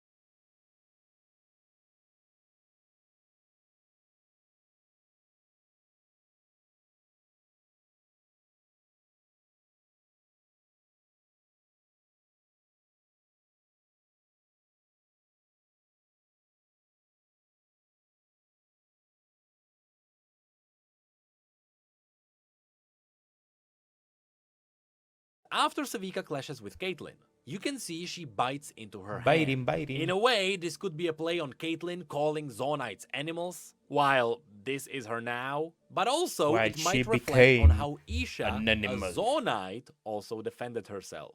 Also, the scene then shows Jinx pulling out the rocket launcher, and just as she does, the song sings about it making you uncomfortable. And as that happens, the entire song downshifts and makes it all feel really out of tune, which really plays into the feeling of being uncomfortable. Speaking of which, this is where we get the trippy scene at the core. And with all the glitchiness, it really seems like we are dealing with some kind of time anomaly, which is how Echo might eventually get his time powers. And of course, this all ends with Jinx trying to shoot her rocket launcher. It spazzes out and explodes. The gemstone then flies out, and it also starts spazzing out. Jinx and Vi then have a close clash, with the blue Hextech trail mirroring the purple of Jinx's eyes. Back at the Hex core, a voice tells Jace, "What have we done?" The subtitles say it is Jace's voice, but the voice doesn't match him, possibly hinting at another time anomaly. Jace then goes back to destroy the core, kinda like what he promised Victor he would do. He gets flashbacks from the past about the mage, but now, instead of holding the world like he did in episode 2 of season 1, he is holding the anomaly. This is because originally the mage was holding the world and it showed you where they were teleporting. Kinda like how the Hextech gates do it now. But since the core of the gate turned into the anomaly, so did the world in the mage's hand. Anyway, Victor smashes it, there is a quick smear of red, and then it explodes into a butterfly. This has many different implications. One could just think of the butterfly effects, you could think of how butterflies evolve and change just like the characters, or maybe the core itself was just a cocoon and now something beautiful comes out of it. But also, in the flashbacks, in the beginning of both Jace's and Victor's stories, there was a butterfly. So it is fitting a butterfly is also ending this chapter of their story. Also, yes, I saw some people thinking that the butterfly can reference the insect nature of the void. And you know what, while I do believe that the void is involved in the creation of Shimmer to some degree, I'm not sure how deep we want to go on this one. I don't know if they confirm that. I kind of want to see his reaction or his details about the second and third act. Because I don't think the void is involved. Maybe it is, I don't know. But I guess there is nothing to disprove that. Anyway, back in the vents, as Caitlyn fights Savika, you can see the anomaly is jumping from the Hextech rifle into Savika's Shimmer scars, further proving that the anomaly is transforming Shimmer. And as the fight continues between Vi and Jinx, we get Jinx lining up with Janna, suggesting that she took on the role of Janna fighting the Grey, which Vi is technically spreading now. What? Then we get the pillar with Vi taking care of Powder destroyed as their stories move on, and as Jinx is about to punch Vi, Caitlyn shoots her hand to stop her. Now if you're asking why she only shot at her hand, that could be either because Jinx was on Shimmer speed, or because Caitlyn only wanted to stop Jinx, not kill her. You will see this suggested more in another moment. Anyway, this is an awesome moment, because in the past, Jinx always freaked out while handling Hextech because it gave her PTSD from the monkey incident. Later, she had to fight through that, which is how she made the rocket launcher, but now she will have to carry that with her all the time. Which is where we get a scene that started a really cool debate on the internet. Just how well can Caitlyn aim? You see here, Vi pins Jinx down. And since she is unable to do anything, Caitlyn doesn't have to shoot. She would much rather take Jinx alive here. And you can see that's the case because she closes the lenses on her rifle. But also, this scene is a parallel to the bridge fight between Echo and Jinx. There, Echo wound back his punch as he held Jinx by the neck. And here, Vi is winding back her punch in the exact same framing. Literally the as same she is arm and holding everything, her yeah. by the neck. But of course, before anything can happen, Isha jumps in to protect Jinx. And now, Caitlyn is forced to act. Of course, Isha has never killed anyone before, and so she is hesitant to pull the trigger, giving Caitlyn the time to shoot the gun from her hand. This surprised Vi, as Caitlyn just almost killed a child. But Caitlyn just tells Vi to move. Her primary goal is still to take down Jinx. And since she wasn't pinned down by Vi anymore, she had to shoot. Which is where the hot debate on the internet comes in. Here we can see Caitlyn move her crosshair to Jinx and Isha, after which she shoots and hits Vi's gauntlet. First of all, this is the reference to Vi's line from the beginning of the fight. Caitlyn did find the opening here, and so she shot. So now the debate is, did Caitlyn shoot Vi's gauntlet on purpose to get her out of the way, or did she miss? The truth is, neither. Caitlyn landed her shot, but she did not intend to hit Vi's gauntlet. Let me explain. Throughout Season 2, the show pays extra attention to make sure that we know Caitlyn never misses a shot. In Episode 1, when the ambush happened, every time she shot at the every Chemtech bullet, tanks, 8 times she the always same place. hit.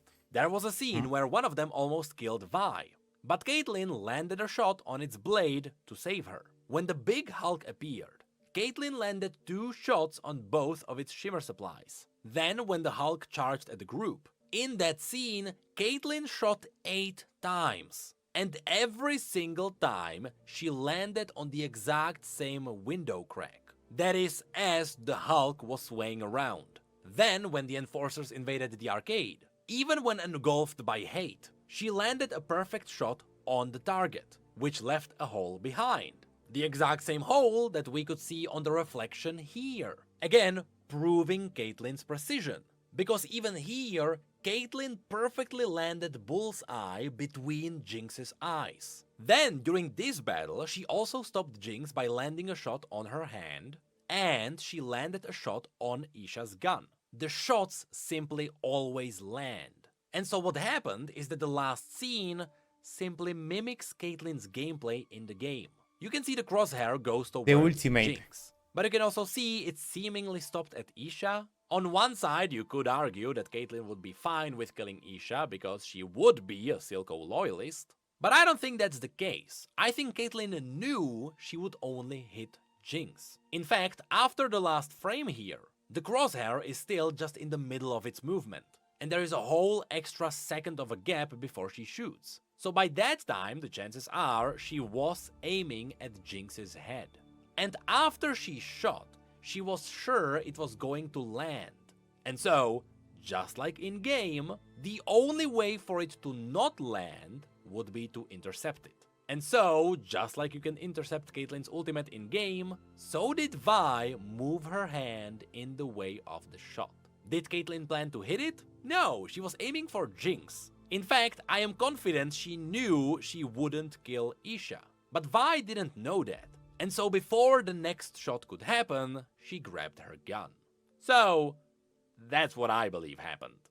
Of course, Jinx then saw that Vi saved her, which confused her for a bit. And Caitlyn has a bit of a meltdown because she didn't believe that Vi would stop her. But all of that gets interrupted when Savika unleashes Jinx's master plan. It is the same thing that Smeech's accountant teased that she was working on.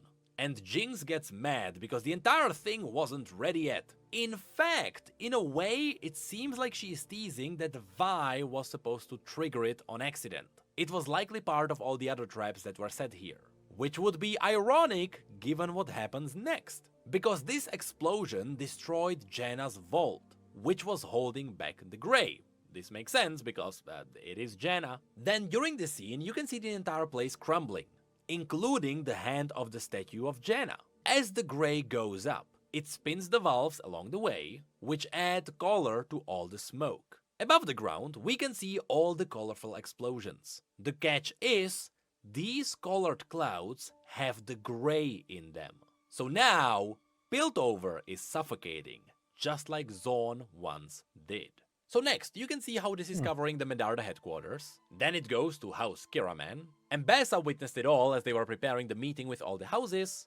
And you can see the slightest suggestion of a smile on her face. Then it shows how the adults are worried and confused, but the kids are happy. And while this event is happening, you can hear a dramatic version of the progression theme in the background, because times are changing. Once all of this stops, Caitlyn and Vi try to find a way out. The fun detail here is that their path is blocked with the face of Powder, something Caitlyn is not happy about. Then she gets mad at Vi for stopping her, and she tells her that he had the shot. Vi tells her that if she missed, she would hit the kid, and Caitlyn leashes back that she wasn't going to miss, further hinting that indeed, Isha wasn't in danger, and Vi just got in the way. For the last time, Vi tries to be her emotional anchor, but at this point, Caitlyn is too far down her hatred. So she slams Vi in the stomach and leaves, leaving Vi and Powder behind in the last shot. Above the ground, everyone takes in what just happened. And yes, even Zindelo's Incognium Runeterra got knocked down, which, in case you don't know, might secretly be a super deadly weapon. But according to its story, nobody really knows how to operate it, so it's fine. So we then go to Mel, who got her Shimmer Cocktail back. She got her notes on how to shut down Sallow. However, her plans get interrupted by the Black Rose. Interestingly enough, when she turns, for a few frames, her armor flashes gold again, almost hinting at danger. When she then looks up, she can see the magic of the Black Rose. You can see how all the thorns of the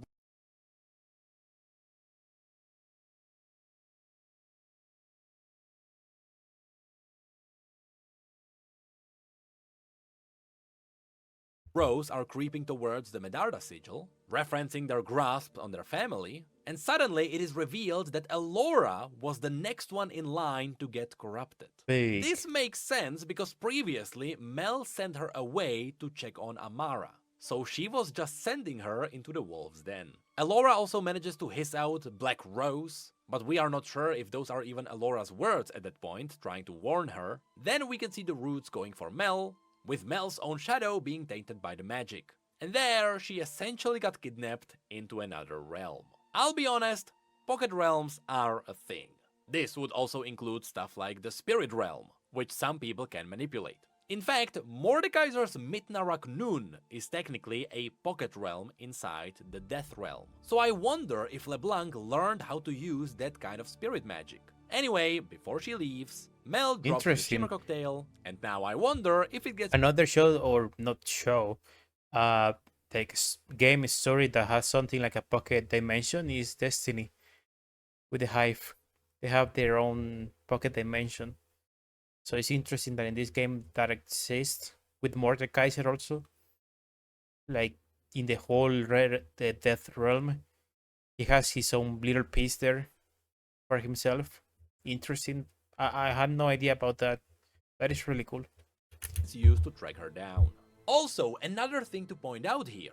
While this is what the room looked like from Season 1, after learning about Mbessa's lore, all the black and red stones got a whole new meaning. Since it is all linked to the Medarda family, I wouldn't be surprised if all of those stones were referencing Volrak Nun, the death realm of the wolf, which is where Mbessa got the visions of fighting Kindred.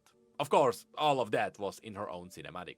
Anyway, Piltover then sounds the I haven't horns watched of the alarm cinematic. as the wardens try to figure out what just happened. And finally, the houses have a meeting. Here, Mbessa joins in her formal attire. The interesting thing is, she is mimicking the loose coat of Swain, the current Grand General Yeah. of Noxus and Ah. a member of the Triforix. So I Interesting. wonder if she is wearing it like him on purpose. Anyway, here Mbessa tells everyone that Amara was killed by Zonite assassins, which she wasn't.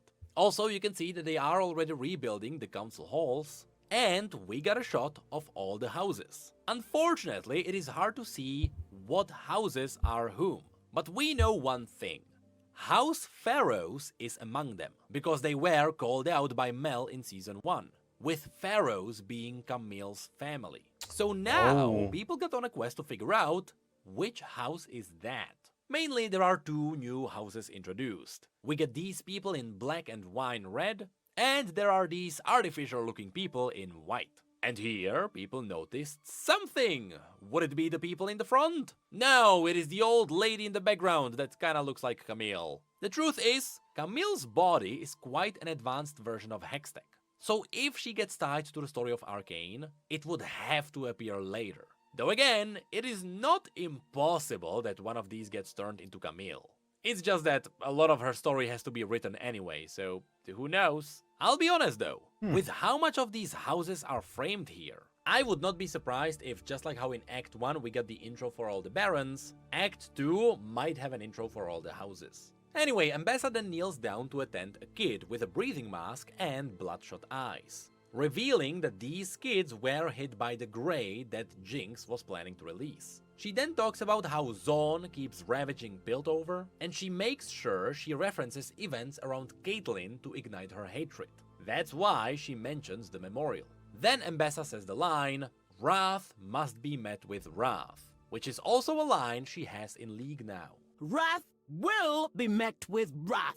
And then she talks about declaring the martial law. She stands next to Salo, but she walks away, and Caitlyn is now framed behind her instead. And of course, that's when Mbessa gives Caitlyn her soldiers, planting down Caitlyn as a seed of power for Mbessa instead of Salo. As the shot goes around the people, this person finally gets in focus, so Miss Balbog is alive, I guess. And then you can see some of the people nodding in approval. We also get a frame of Mbessa almost holding Caitlyn in her hand, after which she salutes, and she forces on some very strong dictatorship vibes.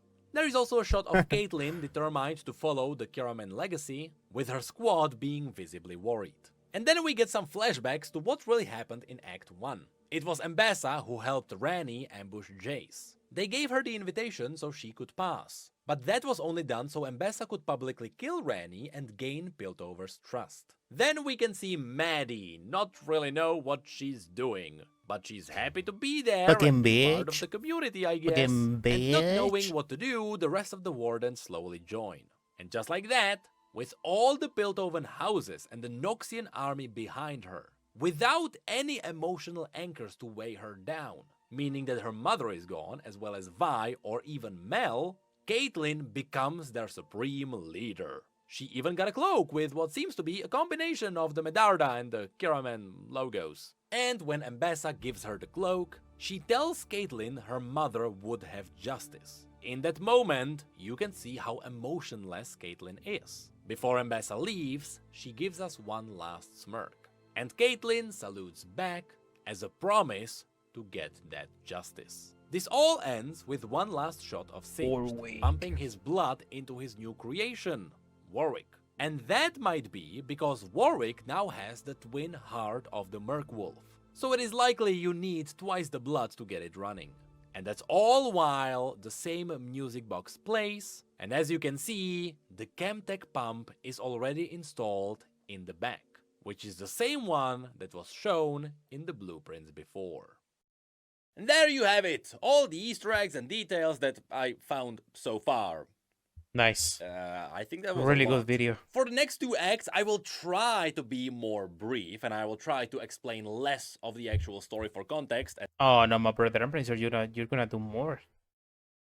You're gonna have to explain even more because that shit goes crazy. And I will just assume that people have the context by watching the show, which should speed things up, but Fortiche are still crazy. Please, I beg you, can you put less bottles on the screen? I really could use some more free time. Wow, okay. Great video. Of course, he made it a long time ago. 2 weeks ago. A little bit longer, I'm pretty sure. But really good. Reactions we saw videos and I'm here to support him. Okay. 1 hour almost there. Almost more than the act itself. Same parasitic through this. Oh, right.